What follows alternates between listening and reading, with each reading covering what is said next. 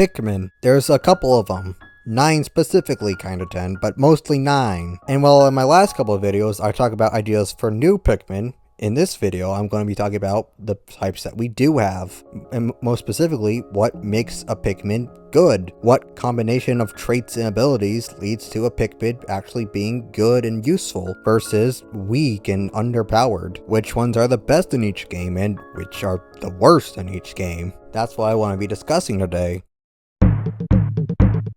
Starting with Pikmin 1, first we need to ask, what makes a Pikmin useful to begin with?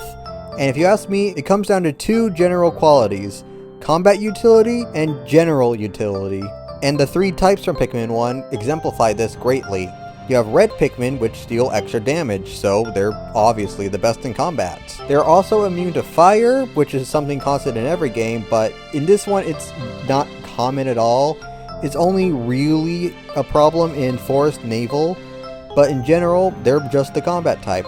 On the other hand, you have blue Pikmin, which can swim in water without drowning. And since water is a very present hazard in Pikmin 1, makes them very useful. They also have a lifeguarding ability where if they're next to a Pikmin drowning, they can throw them to safety. But they don't have any real combat utility, so they're all just puzzle solving and getting around. And in the middle you have yellow Pikmin, which fall in both camps. They're good for general utility since they can be thrown higher onto ledges and they can carry bomb rocks to open up gates that other Pikmin can't. And in combat, they can use those same bomb rocks to deal massive damage, being able to kill most enemies outright in one hit if timed right. This makes this first game and these 3 Pikmin one of the most balanced set in the entire series. If I had to pick a worst, it would probably be yellows in this game, but even then, they're not far behind, and even last place is still getting a bronze medal. Going into Pikmin 2, not much changes about the core trio. Red Pikmin still do extra damage and are immune to fire, blue Pikmin are still moist, but the real changes come to yellow Pikmin. They can't carry bomb rocks anymore, but in exchange they're now immune to electricity, which is a huge plus for them since in this game, electricity is an instant kill on any other type, which gives them much more utility than they ever had in Pikmin 1. In general, these 3 are still a really well balanced trio in my opinion, but obviously they're not the only types in Pikmin 2. Let's skip the purple powerhouse for a second and go talk about white Pikmin. These guys are first and foremost poison resistant, being immune to all forms of poison in this game, and themselves are poisonous when eaten. Which, in general, this is probably the worst resistance to have in this game. Poison is probably the least present hazard in Pikmin 2, so it's not that helpful, but dealing poison damage when they get eaten is a nice touch that keeps them relevant. On top of this, they're also the fastest type of Pikmin, being able to go even as fast as captains with the rush boots when fully flowered, so you never have to wait for them to catch up to you. On top of this, they also have X-ray vision, which allows them to see buried treasure and start digging it out. There's also a misconception that they dig faster in this game, but that's not the case at all. Actually, red Pikmin are pretty fast at digging since in this game it's entirely tied to how strong they are in combat. So blue, yellow, and white Pikmin all have normal digging speed, while red Pikmin are slightly faster. So white Pikmin are generally pretty balanced well with the other 3 types.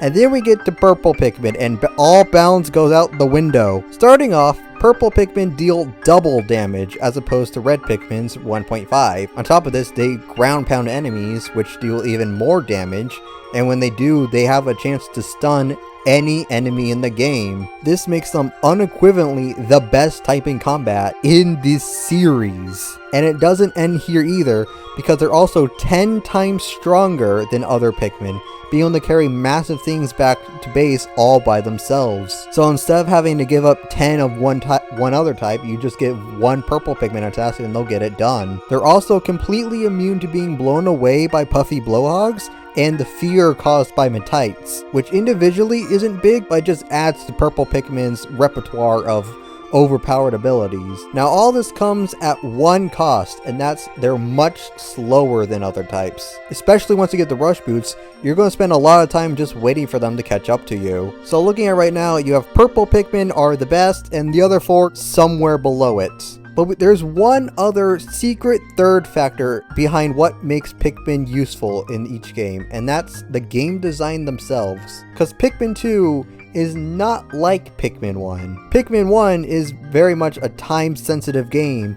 You only got 30 days and so much time per day, while Pikmin 2 you have unlimited days, and most of those days you do have are going to be spent in caves where time flows much slower. And on top of that, the caves themselves are usually very cramped, narrow environments. And in general, caves really reward caution and going slowly so you don't, have 30 bomb rocks fall on you out of nowhere with no warning. So what this means is that white Pikmin going much faster isn't that useful since time isn't that big of a factor, and you're going to already be going slow if you know what you're doing, which also means that purple Pikmin going slower isn't a problem, which basically means they have all these abilities that make them great without much of a drawback. That's really what makes purple Pikmin so powerful in the Pikmin 2. They have great abilities, and the game takes away their one core drawback. There is one small thing that hinders their power, and that's that they're not unlimited.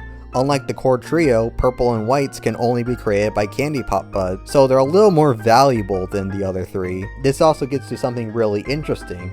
You would think that purple Pikmin being overpowered in combat completely takes away the utility of red Pikmin, but in actuality, it kind of makes red Pikmin all the more valuable if you ask me. Since purple and white Pikmin can't be created by onions, you're going to want to have a lot of extra Pikmin so you can turn them into more purples and white Pikmin. And if you're going to be carrying around any other type, it may as well be the type that does extra damage so you do more overall.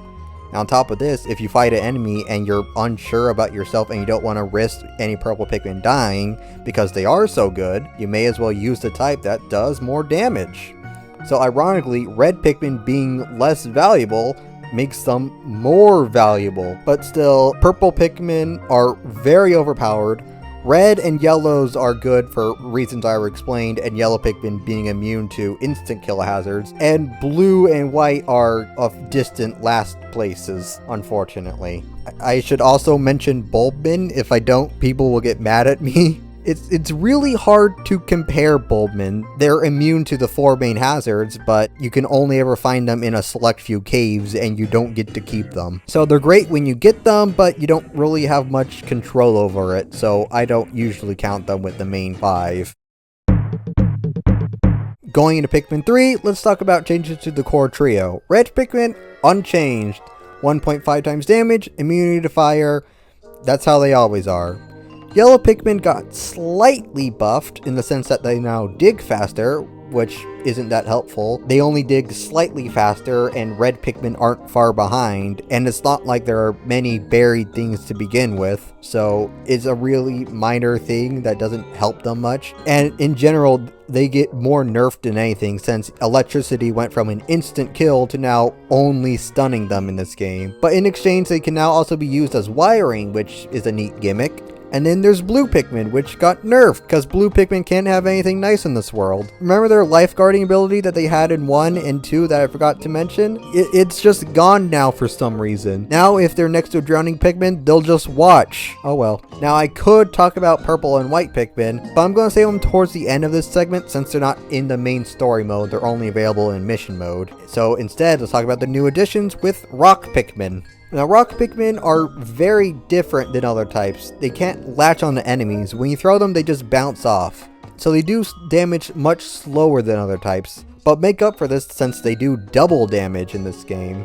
I say double damage with an asterisk because instead of tracking how much damage they do, the game tracks how many rock Pikmin does it take to kill each individual enemy, which is really weird, but in general it just comes out to them being twice as strong as normal, so that's just what I'm going to keep saying. And because of this, they also dig twice as fast, just like yellow Pikmin. So that new buff yellow Pikmin got is basically irrelevant. And again, they do extra damage, so they're already kind of doing better than red Pikmin. And of course, that's all without talking about their core ability, they're rocks.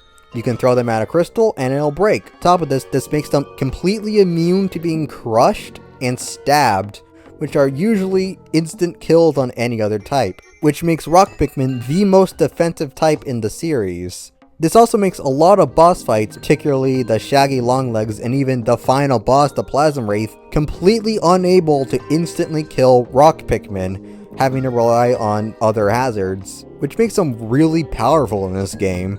but that's nothing compared to the little pink terror that is the winged Pikmin. So what makes winged Pikmin so powerful? The way I like to think of it is that if purple Pikmin in 2 were the ultimate offensive type, winged Pikmin in 3 are the ultimate general utility type. Because they can fly, they're completely immune to all ground-based hazards, and that also means they can fly over water, which takes away a lot of utility of blue Pikmin. And they can fly, so they can easily go to high ledges to pick up items, which really negates the high throwing ability of yellow Pikmin. On top of this, when they carry things, while they do move slightly slower, as long as they're flying, they can take shortcuts that no other Pikmin types can do, which means they can get things done a lot faster and better. On top of this, when you throw them, they'll automatically home in on whatever you throw them at. And when you charge them, they'll all immediately swarm on whatever you're targeting, which means they can take down large enemies like a Burnwing Snagrit almost instantly, and that's despite having less attack strength than every other type. And that's without even talking about how you can just use a spicy spray to take away their less attack strength. That leaves winged Pikmin without much of a weakness in this game, so they automatically just completely outdo yellow and blue Pikmin. They also outdo rock Pikmin in the same game they were introduced. Winged Pikmin are also immune to being crushed in most instances, which is the rock Pikmin's whole gimmick. So the tier list goes winged Pikmin top, then rock Pikmin, red, yellows, blue Pikmin. Like I mentioned earlier, winged Pikmin can go over water, which basically takes away the entire point of blue Pikmin. Now they're relegated to exclusively underwater areas, which there aren't many of, and especially considering blue Pikmin you get last, and immediately after you get them, you fight the Meyerclops, and then you're ready to fight the final boss. So you only need blue Pikmin if you're specifically going for a 100%, which just kind of makes them feel useless in Pikmin 3. But they're not the worst. The worst are by far the white and purple Pikmin, starting with the Fallen Kings, the purple Pikmin. For one, their stun impact completely gone. Their double damage gone, reduced to 1.5 just like red Pikmin, but they still have their ground pound, except it doesn't work right and they don't latch on immediately, so they don't do as much damage as they should be doing. You know how they were immune to fear? Metites are gone, fear isn't a thing in this game. Their resistance to wind is also gone for no reason. All they have is that they're strong, but they're also slow, and they're restricted to the very time-sensitive mission mode. So they're terrible. But most people know purple Pikmin are terrible in 3. What doesn't get enough attention is that white Pikmin are arguably worse. Their immunity to poison is gone. Poison isn't a thing in Pikmin 3, so their entire element is just gone. Their ability to see buried things underground, never used. There's nothing that's ever fully buried. But hey, at least they still do normal damage, right? No, they have reduced damage just like winged Pikmin, but they can't fly swarm onto enemies, so they're just weaker than average, which also means they have a slower dig speed than every other type. They're still fast, but since winged Pikmin can take shortcuts, they're arguably faster. So really, the only thing white Pikmin have, the poison damage when they get eaten. But even that got nerfed in this game. They literally have no use. They're worse than purples.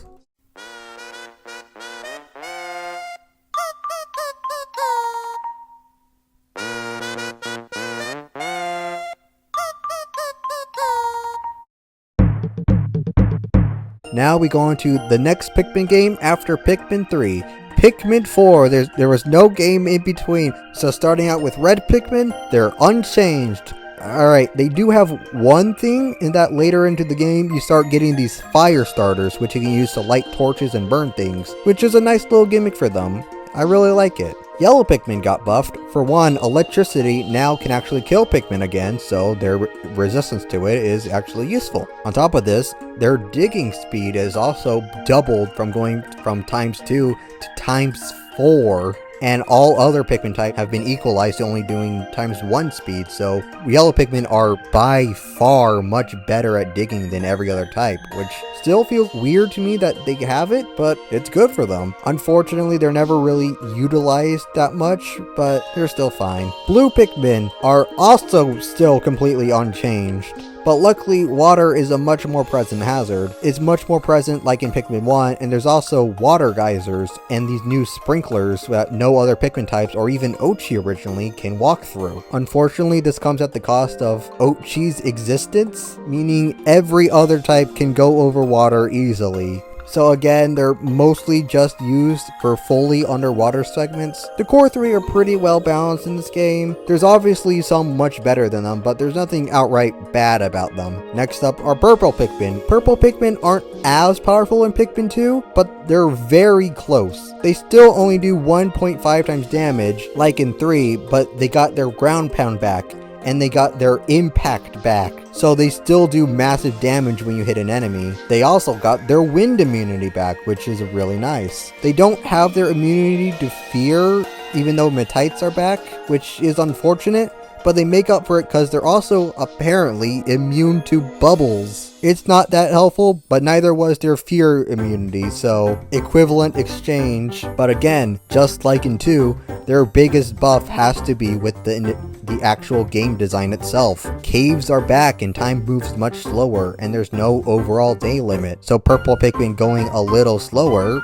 is usually fine. Now on top of this, if you ever need them to get somewhere fast, you could just have them ride on Oatchi. So again, their slow speed is barely even a hindrance.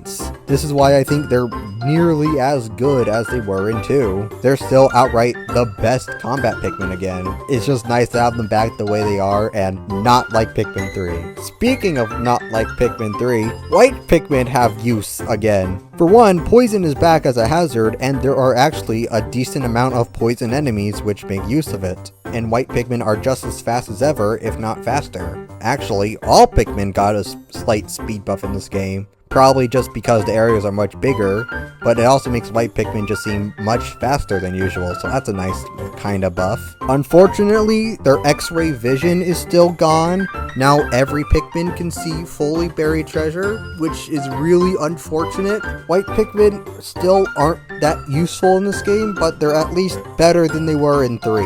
Again, speaking of 3, we go to rock Pikmin, which are much worse. For one, their whole gimmick with breaking crystals isn't used very often. Crystal walls aren't that common, and whenever they are, you can just use a bomb rock to break them. On top of that, their crush immunity has been slightly nerfed. Now if they stand on a hard surface like tile, they just shatter and die like any other Pikmin type, which is unfortunate. But besides that, they're still mostly unchanged. They still do double damage on impacts, but they do it slowly. They're immune to being stabbed. They're a fine type, but they're not that useful in this game. And now we get to winged Pikmin, which got purple Pikmin in 3 syndrome. Their biggest problem has to come with their pathing, and that they don't have any special pathing. For the most part, they still take the exact same route as any other grounded Pikmin would. And since they carry things slower when flying, just means they're slower than other types. Their whole point was that they were supposed to take shortcuts. Going into this game, I thought they were going to be really overpowered considering how vertical this game is, but that's just not really the case. And remember how in 3 you'd be able to swarm them all on an enemy, to which kind of negated their weak attack? While you still can technically do that, it's not as viable since you don't get their onion to the last area of the game, meaning their numbers are very limited. This is true for purple, whites, and rocks too, but for one, they don't really need the numbers that winged Pikmin do to make up for their less damage. And in general, I just feel like winged Pikmin were used much less. On top of this, there are no special winged gates or winged obstacles like there were in 3. It and rock Pikmin to a lesser extent really feel like they were only put in this game for the obligation of having every Pikmin type. They just kind of feel tacked on, and that's just kind of unfortunate. But now we get to the new types. Ice Pikmin, like whites and wings, do less damage in combat, but they make up for it with the ability to freeze enemies. Whenever they're attacking enemies, it fills up an ice meter, which also fills up when they get eaten. And when it fills up completely, the enemy freezes solid. And if it's defeated like this, it's destroyed entirely, just like the bitter spray in Pikmin 2. And even with just 10 ice Pikmin, this fills up extremely quickly, which means freeze basically any enemy in the game and just throw a couple of purple or or even red Pikmin at it, and you can kill it almost instantly, which means that although they do less damage, they're still just as viable in combat as the other combat types. You can also use their ability to completely freeze bodies of water, allowing for other Pikmin to walk across, which is a nice little thing. You also need them to freeze these jelly blobs, which is a fun little hazard for them. And of course, they're completely immune to being frozen, which, like electricity in 3, only ever immobilizes Pikmin and will never kill them outright, but it's still a nice addition to them. In general, Ice Pikmin are a really good addition. Also, they're immune to bubbles, apparently. I haven't tested this.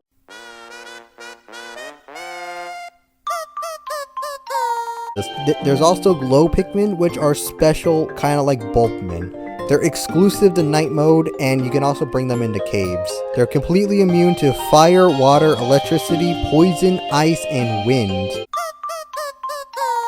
And on top of this, they'll naturally start blooming flowers over time, no need for nectar. And whenever they're idle, they instantly teleport back to you. You can also fuse them together into a spirit bomb to attack enemies, which stuns them on impact, so even large enemies can instantly go down to a big enough glow mob. This does apparently revert them back to leaves, but again, since they automatically grow, it doesn't really matter. But similar to Bulbmin, they're only used in specific circumstances, being the game's new night mode where they're the only Pikmin. And again, just like Bulbmin, it's kind of hard to compare since they're very much meant to be the overpowered type. In general for 4, I'd say glow Pikmin are the best, but it's situational. Purple Pikmin are probably the best overall, followed by ice, red, rock, yellow, blue, white, and wings are unfortunately last. And ultimately, I think this is kind of why purple and white Pikmin were in the main story of 3, because at some point just having to balance all these different types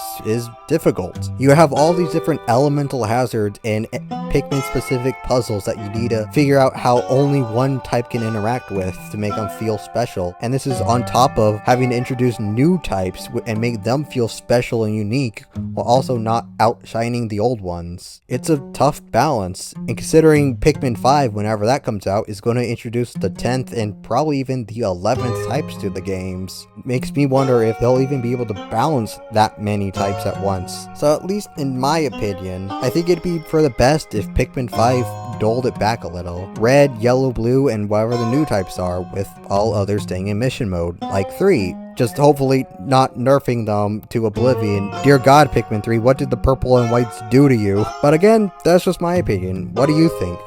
And what do you think is the strongest and weakest Pikmin throughout the series? And which are your favorites overall? But you can let me know in the comments below.